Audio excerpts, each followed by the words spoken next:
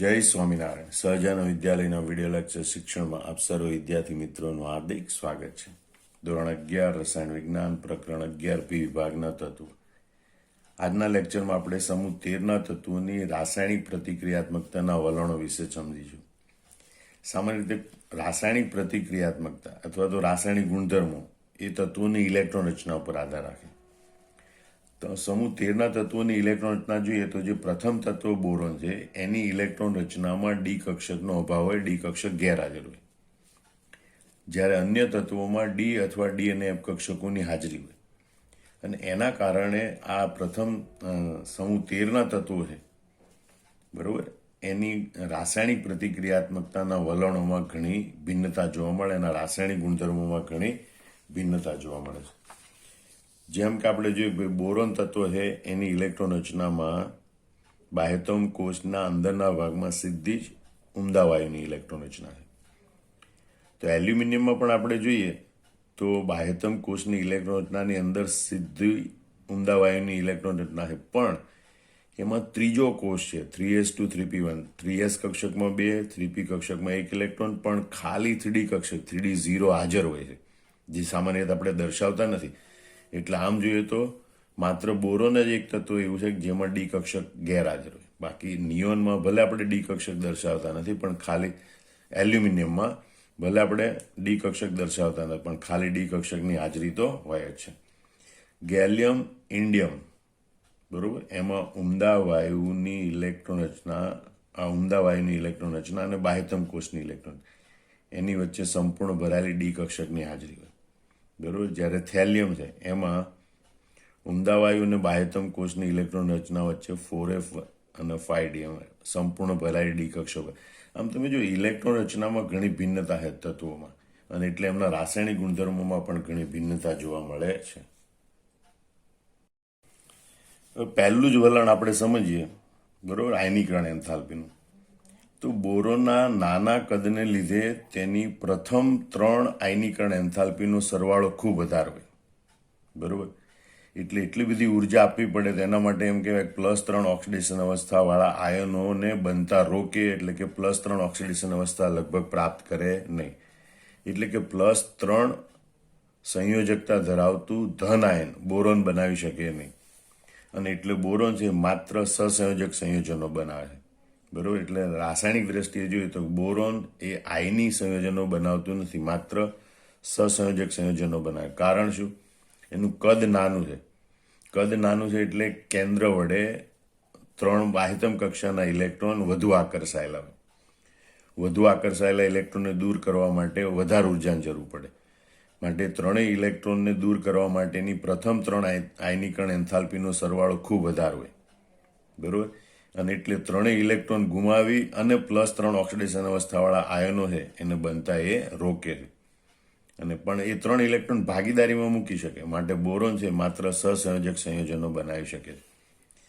પરંતુ બોરોનથી એલ્યુમિનિયમ તરફ જઈએ તો એલ્યુમિનિયમની પ્રથમ 3 આયનીકરણ એન્થાલ્પીના સરવાળોનું મૂલ્ય નોંધપાત્ર રીતે ઘટે છે બરોબર.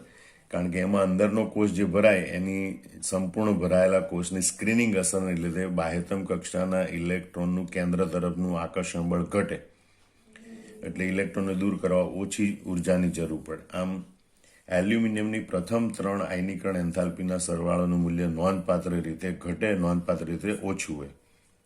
અને તેથી Al3+ ધન આયન એ સરળતાથી બની શકે.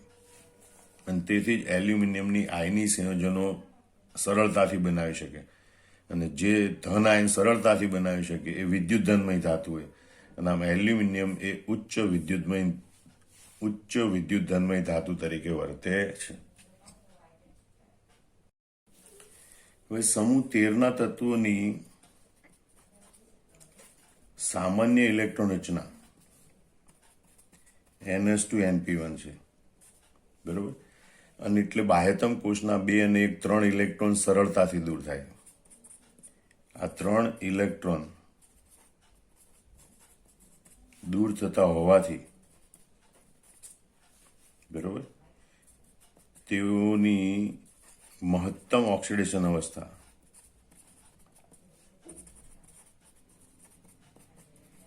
+3 જોવા મળે છે. સમૂહ 13ના તત્વો છે એની મહત્તમ ઓક્સિડેશન અવસ્થા +3 જોવા મળે છે. હવે આપણે જોઈએ કે ભાઈ સમૂહ 13માં ઉપરથી નીચે તરફ જતા, બરોબર, એટલે કે બોરોનથી થેલિયમ તરફ જતા તત્વોના આંતરવર્તી એટલે કે અંદરની બાજુ ડી અને એફ કક્ષકો હાજર હોય છે. બરોબર.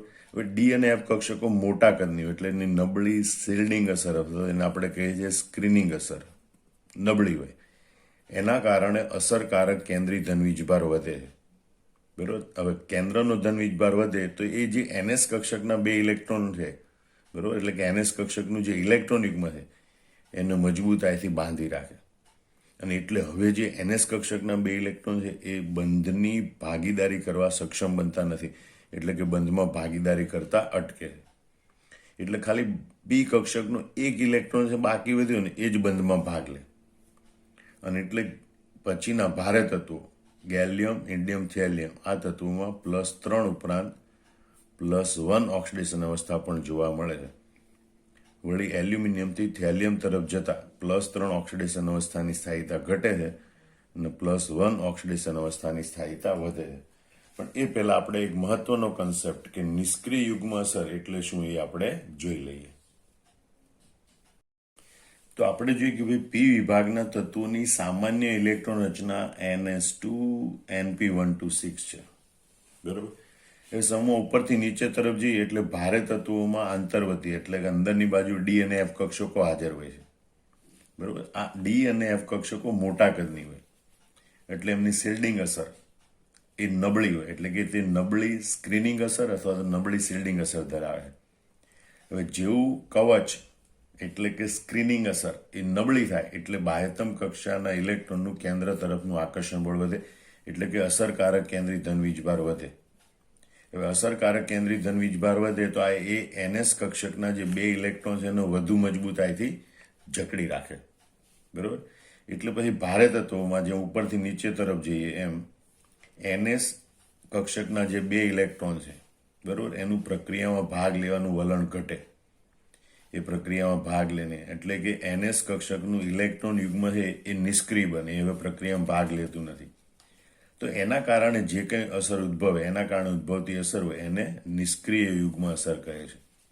એ ભારે તત્વોમાં જોવા મળે કે ભારે તત્વોમાં શિલ્ડિંગ અસર નબળી થાય એટલે એનએસ કક્ષકના ઇલેક્ટ્રોન છે એ કેન્દ્ર વડે વધુ આકર્ષાય એટલે પ્રક્રિયામાં ભાગ લેવાનું વલણ ઘટે એનું, જેના કારણે આ એનએસ કક્ષકના 2 ઇલેક્ટ્રોન એટલે કે ઇલેક્ટ્રોન યુગ્મ નિષ્ક્રિય બને. તો એના કારણે જે અસર ઉદ્ભવે એને નિષ્ક્રિય અસર કહેવાય, નિષ્ક્રિય યુગ્મ અસર કહેવાય. તો કઈ અસર ઉદ્ભવે?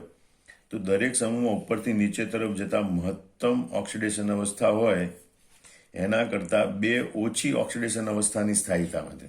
દાખલા તરીકે સમૂહ 13ના તત્વો છે એની મહત્તમ ઓક્સિડેશન અવસ્થા +3 છે, પણ એના કરતાં 2 ઓછી ઓક્સિડેશન અવસ્થા એટલે કે +1. તો એલ્યુમિનિયમથી થેલિયમ તરફ જતા +1 ઓક્સિડેશન અવસ્થાની સ્થાયીતા વધે. અને છેલ્લું તત્વ થેલિયમ એ તો મુખ્યત્વે +1 ઓક્સિડેશન અવસ્થા ધરાવતા જ સંયોજનો બનાવે.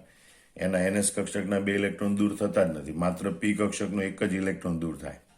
બરોબર.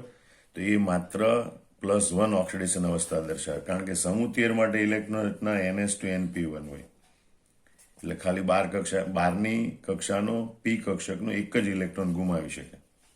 અને એટલે થેલિયમ છે મુખ્યત્વે +1 ઓક્સિડેશન અવસ્થા ધરાવતા સંયોજનો બનાવે.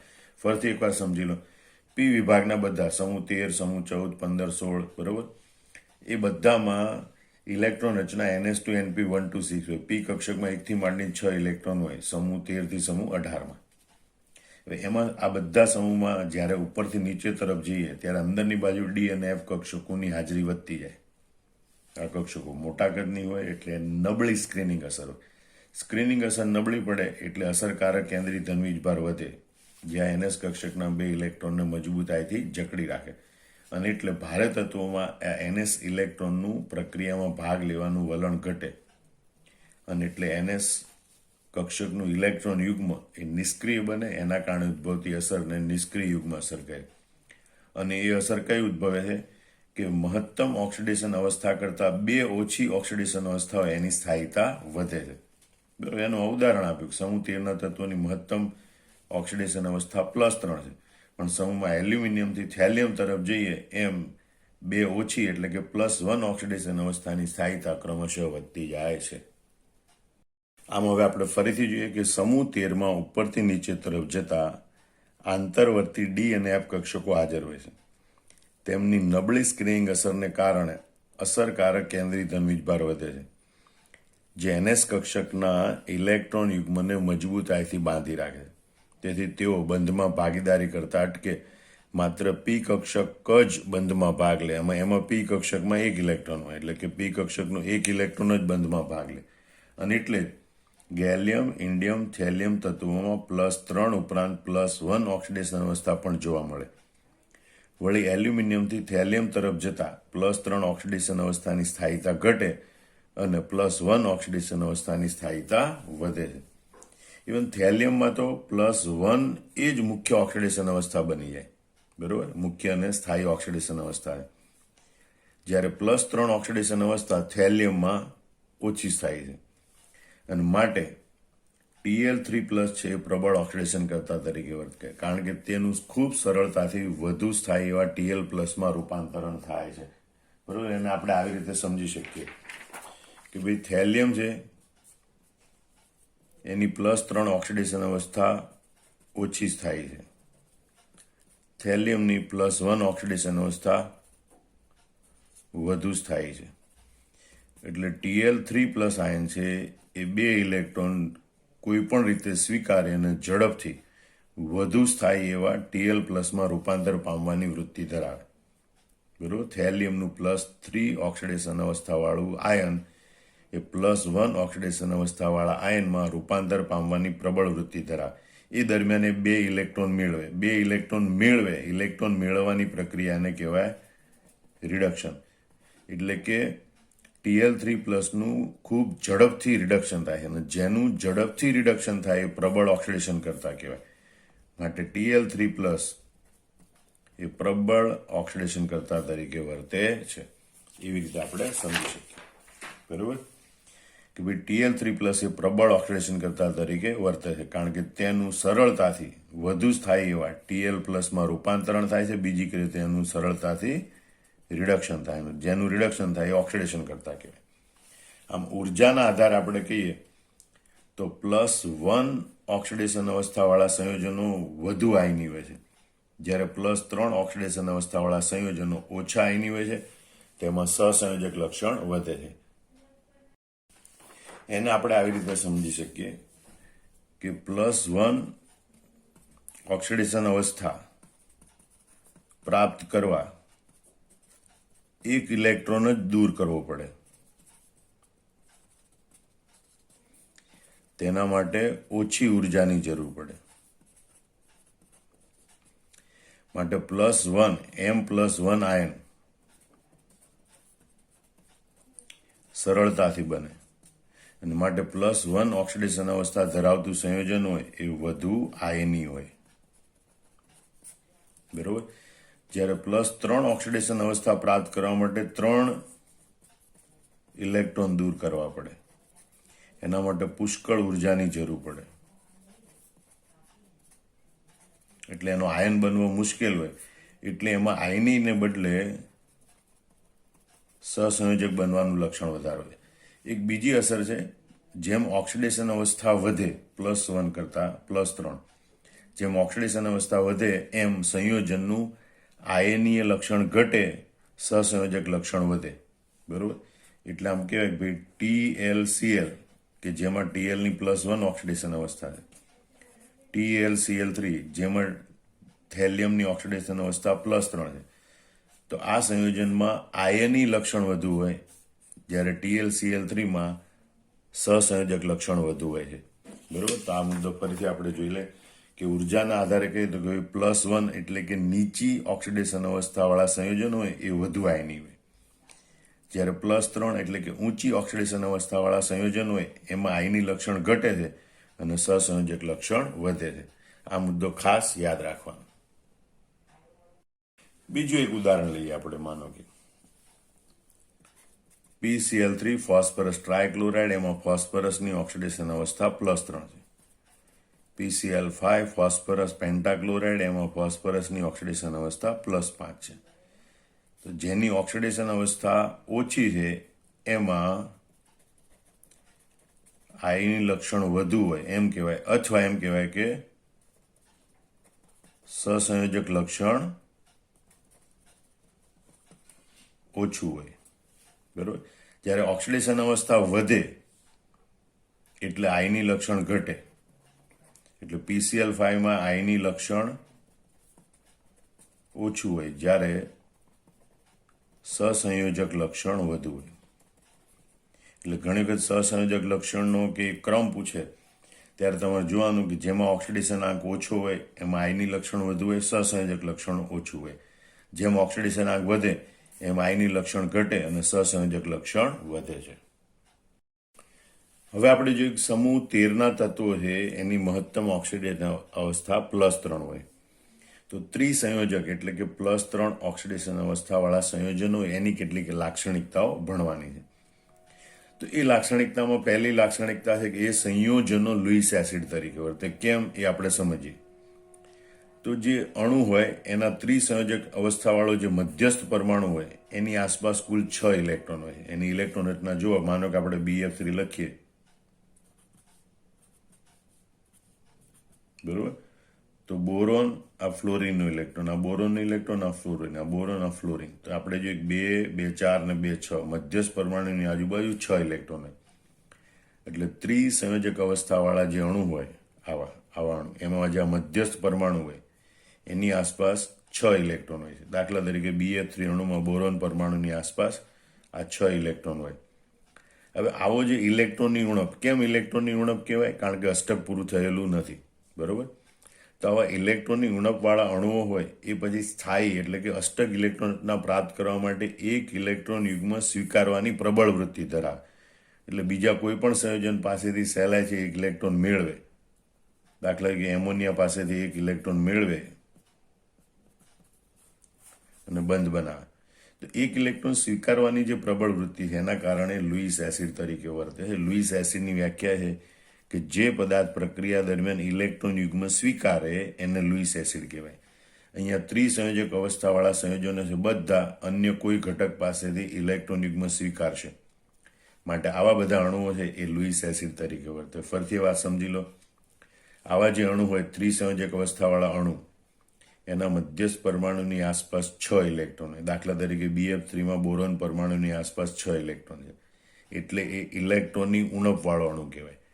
જે અણુમાં મધ્યસ્થ પરમાણુની આજુબાજુ અષ્ટક પૂરું ન થયું હોય એને ઇલેક્ટ્રોનની ઉણપવાળો અણુ કહેવાય. હવે ઇલેક્ટ્રોનની ઉણપવાળા અણુ છે એ સ્થાયી એટલે કે અષ્ટક ઇલેક્ટ્રોન રચના પ્રાપ્ત કરવા માટે ક્યાંયથી પણ એક ઇલેક્ટ્રોન સ્વીકારે અને માટે તેઓ લુઈસ એસિડ તરીકે વર્તે છે. આમ ત્રિસંયોજક અવસ્થાવાળા સંયોજનો છે એક તો લુઈસ એસિડ તરીકે વર્તે. બીજી વાત, સમૂહ ઉપરથી નીચે તરફ જઈએ એમ પરમાણુ કદ વધે છે. બરોબર. જેમ પરમાણુ કદ વધે એમ MX3 પ્રકારના સંયોજનનું લુઈસ એસિડ તરીકે વર્તવાનું વલણ ઘટે. બરોબર. એટલે દાખલા તરીકે BCl3 છે, પછી AlCl3 છે, GaCl3 છે, InCl3, TlCl3. બરોબર. હવે એમ ઉપરથી નીચે તરફ જેમ આ પરમાણુનું કદ વધતું જાય તો પરમાણુનું કદ વધે એટલે એની ઇલેક્ટ્રોન યુગ્મ સ્વીકારવાની ક્ષમતા ઘટે અને એટલે એની લુઈસ એસિડ તરીકેની પ્રબળતા ઘટે. એટલે બોરોન ટ્રાયક્લોરાઇડ છે પ્રબળ લુઈસ એસિડ તરીકે વર્તે. ત્યારબાદ લુઈસ એસિડ તરીકેની પ્રબળતાનું વલણ ઘટે. એટલે ફરીથી જોઈ લો.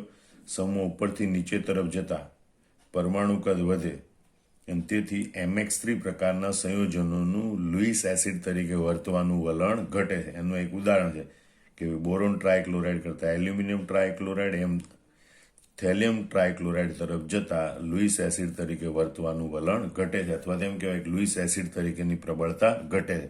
આ વસ્તુ તમને MCQ તરીકે પણ પૂછી શકે.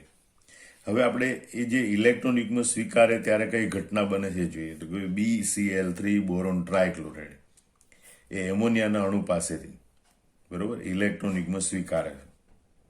અબંધકારક ઇલેક્ટ્રોન યુગ્મ સ્વીકારે અને BCl3 Na3 બોરોન ટ્રાયક્લોરાઇડ એમોનિયા એવું સંયોજન બનાવે છે. એમાં જે સંકરણમાં ફેરફાર થાય એ યાદ રાખવો જોઈએ. બોરોન ટ્રાયક્લોરાઇડ છે એની આજુબાજુ 3 સિગ્મા બંધ, 3 ઇલેક્ટ્રોન યુગ્મ, બરોબર. એને સવા માટે 3 કક્ષકની જરૂર પડે. એટલે બોરોન ટ્રાયક્લોરાઇડ હોય એમાં બોરોનની કક્ષકોનું sp2 સંકરણ થયેલું હોય. પણ જ્યારે એમોનિયા પાસેથી ઇલેક્ટ્રોન યુગ્મ સ્વીકારે ત્યારે 4 ઇલેક્ટ્રોન યુગ્મને ગોઠવવાના છે. એટલે હવે બોરોનની કક્ષકોનું sp3 સંકરણ થઈને 4 કક્ષકો બને અને એમાં 4 ઇલેક્ટ્રોન યુગ્મો ગોઠવાય. અહીંયા sp2 સંકરણ છે એટલે BCl3 છે એનો આકાર સમતલીય ત્રિકોણ હોય, બરોબર. જ્યારે BCl3.NH3 જે અણુ બને એનો આકાર સમચતુષ્ફલકી હોય છે. એલ્યુમિનિયમ ક્લોરાઇડ એ પણ ડાયમર બનાવી અને સ્થાયીતા મેળવે છે, એટલે કે Al2Cl6 સ્વરૂપે એ સ્થાયી બને છે. કારણ કે AlCl3 હોય તો એમાં પણ એલ્યુમિનિયમની આજુબાજુ અષ્ટક પૂર્ણ થયો નથી, આ ઇલેક્ટ્રોનની ઉણપવાળો અણુ છે. એટલે એ પણ ઇલેક્ટ્રોન યુગ્મ સ્વીકારવાની પ્રબળ વૃત્તિ ધરાવે. એટલે AlCl3નો એક અણુ છે એ પ્રમાણમાં ઓછો સ્થાયી હોય કારણ કે ઇલેક્ટ્રોન યુગ્મ મેળવે. એટલે 2 એલ્યુમિનિયમ ક્લોરાઇડના અણુઓ હોય એ નજીક આવે, બરોબર. AlCl, ત્યારે આ ક્લોરીન પાસે જે વધારાનું ઇલેક્ટ્રોન યુગ્મ હોય એ એલ્યુમિનિયમ સ્વીકાર, એમ આ ક્લોરીન પાસે વધારાનું ઇલેક્ટ્રોન યુગ્મ હોય બીજા અણુનો એલ્યુમિનિયમ સ્વીકાર. અને આ રીતે 2 એલ્યુમિનિયમ વચ્ચે સેતુ રચાય. AlCl, એ પ્રકારનો સેતુ રચાય. એટલે ડાયમર એટલે કે દ્વિઅણુ, 2 અણુ ભેગા થઈને બનતો દ્વિઅણુ રચાય. એટલે AlCl3 છે એને મોટા ભાગે આપણે Al2Cl6 લખવું પડે કારણ કે AlCl3 એના એકલ અણુ તરીકે ભાગ્યે જ જોવા મળે, એના દ્વિઅણુ તરીકે જ અસ્તિત્વ ધરાવે છે, Al2Cl6 તરીકે. અને એની રચના છે આ પ્રમાણે. એમાં જે સેતુબંધ હોય છે આ 4 AlCl અંદરની બાજુના સેતુબંધ, એ બંધની બંધ લંબાઈ 221 પિકોમીટર હોય છે. જ્યારે છેડા પરના બંધ હોય છે, બરોબર, આ 4 Al બંધ, એની બંધ લંબાઈ 206 પિકોમીટર હોય છે. એ રીતે આ બહારની તરફના 2 જે ખૂણા છે Cl, એ 118 અંશનો ખૂણો હોય છે. જ્યારે અંદરની તરફનો Cl ખૂણો એ 79 ડિગ્રી હોય છે. જ્યારે અંદરની તરફનો AlCl ખૂણો એ 101 ડિગ્રી હોય છે, બરોબર. એમ સમજી લો કે રોહિત શર્મા રમે, રોહિત શર્મા તો બેવડી સદીઓ પણ મારે. એટલે જ્યારે આ બંધ બનાવે ત્યારે એકમાં 200, બહારની બાજુ 206 રન બનાવે, અંદરની બાજુ 221 રન બનાવે. પછી જ્યારે ખૂણા બનાવવાનો વારો આવ્યો ત્યારે સદીઓ બનાવી. એક વખત એવું બન્યું કે સદી ના બનાવી શક્યું, બરોબર. 101 ડિગ્રી 118 ડિગ્રીના રન બનાવ્યા, એક વખત 79માં આઉટ થઈ ગયું. તો આ રીતે તમારે આંકડાકીય માહિતી યાદ રાખવાની, બરોબર. અને એટલે એમ સમજવાનું કે ભાઈ AlCl3 એ હંમેશા Al2Cl6 સ્વરૂપે જોવા મળે છે. હવે તમે જુઓ કે ત્રિસંયોજક અવસ્થાના મોટા ભાગના સંયોજનો એ સહસંયોજક હોય છે. કેમ સહસંયોજક હોય છે? કારણ કે 3 ઇલેક્ટ્રોન દૂર કરવા માટે પુષ્કળ ઉર્જાની જરૂર પડે, એટલે આયનિક વલણને બદલે એમાં સહસંયોજક વલણ વધારે હોય. માટે જ આ ત્રિસંયોજક અવસ્થાના મોટા ભાગના સંયોજનો કેવા હોય છે? સહસંયોજક. અને એટલે તેઓ પાણીમાં જળ વિભાજન પામે. દાખલા તરીકે ટ્રાયક્લોરાઇડ સંયોજનો એ પાણીમાં જળ વિભાજન પામી અને ચતુષ્ફલકી MOH4- સ્પીસીસ બનાવે, જેમાં આ ધાતુ પરમાણુ અથવા તો કહેવાય જે સમૂહ 13નું સભ્ય છે, તત્વ છે, એની સંકરણ અવસ્થા sp3 હોય છે. કારણ કે ધાતુની આજુબાજુ એને 4 OH- ગોઠવવાના છે, બરોબર. તો 4 બંધ બનાવવા માટે 4 કક્ષકો જોઈએ એટલે એનું sp3 સંકરણ થાય. પરથી સમજી લો, ત્રિસંયોજક અવસ્થાના મોટા ભાગના સંયોજનો સહસંયોજક હોય. સહસંયોજક સંયોજનની ખાસિયત હોય કે પાણીમાં જળ વિભાજન પામે. તો ટ્રાયક્લોરાઇડ સંયોજનો હોય એ પાણીમાં જળ વિભાજન પામી અને સમચતુષ્ફલકી MOH4- આવું આયન બનાવે છે, બરોબર. અને એમાં આ જે ધાતુ કહો અથવા તો કહેવાય સમૂહ 13નું તત્વ કહો, બરોબર, એની સંકરણ અવસ્થા sp3 હોય છે. પણ એક બીજી ખાસિયત સાંભળો, એસિડિક જલી દ્રાવણ હોય તો એમાં એલ્યુમિનિયમ ક્લોરાઇડ છે એ પાણી સાથે પ્રક્રિયા કરી AlH2O6 પછી મોટો કૌંસ 3+ એવું સંકીર્ણ આયન બનાવે છે, બરોબર. આ સંકીર્ણ આયનમાં એલ્યુમિનિયમની 3D કક્ષકો સંકરણમાં ભાગ લે છે અને તેથી એલ્યુમિનિયમની સંકરણ અવસ્થા sp3D2 હોય છે. કારણ કે તમે જો એલ્યુમિનિયમની આજુબાજુ 6 પાણીના અણુ ગોઠવાના છે. તો 6 સિગ્મા બંધ રચવા માટે 6 કક્ષકોની જરૂર પડે. એટલે એક એસ કક્ષક, 3 પી કક્ષક અને 12ની 3D કક્ષક. બરોબર, એ 2 ખાલી કક્ષકનો ઉપયોગ કરી લે. એટલે એક 3s કક્ષક, 3 3p કક્ષક અને 2 3D કક્ષક, એમ 6 કક્ષકોનું સંમિશ્રણ થાય અને sp3d2 સંકરણ થાય કે જેથી આ 6 પાણીના અણુ સાથે બંધ રચી શકે. બરોબર, એટલે ફરીથી જો તમે AlH2O6 3+ આયન સંકીર્ણ આયન બને એમાં sp3d2 સંકરણ થાય છે. એટલે જ્યારે પણ એસિડિક જલી દ્રાવણમાં એલ્યુમિનિયમ ક્લોરાઇડ આ Al2Cl6 બરોબર એની પ્રક્રિયા કરવામાં આવે ત્યારે અષ્ટફલકીય એવું AlH2O6 3+ આયન બને. જોજો એનો ભૌમિતિક આકાર અષ્ટફલકી હોય. જ્યારે અહીંયા કેવું હતું, આજે MOH4- બને એનો આકાર સમચતુષ્ફલકી હોય. જ્યારે sp3d2 સંકરણ થાય એટલે ભૌમિતિક આકાર અષ્ટફલકી હોય છે. બરોબર, એ અષ્ટફલકી AlH2O6 3+ આયન બનાવે અને આ સંકીર્ણ આયનમાં એલ્યુમિનિયમની 3D કક્ષકો સંકરણમાં ભાગ લે અને તેથી એલ્યુમિનિયમની સંકરણ અવસ્થા sp3d2 હોય છે. આ સંપૂર્ણ વિડીયો લેક્ચર જોયા પછી ઘણા બધા નાના કન્સેપ્ટ ક્લિયર કરવાના. બરોબર, અને એના માટે તમે આ વિડીયો સ્ટોપ કરી અને આ પ્રશ્નોના જવાબ આપવાનો પ્રયત્ન કરજો. બરોબર, વિડીયો સ્ટોપ કરો, પ્રશ્નો જોઈ લો, વારાફરતી લખી લો નોટબુકમાં અને પછી આ પ્રશ્નોના જવાબ આપવાનો પ્રયત્ન કરો. આ ઉપરાંત આ કેટલાક MCQ આપ્યા છે, એ MCQ પણ સોલ્વ કરવાનો પ્રયત્ન કરો.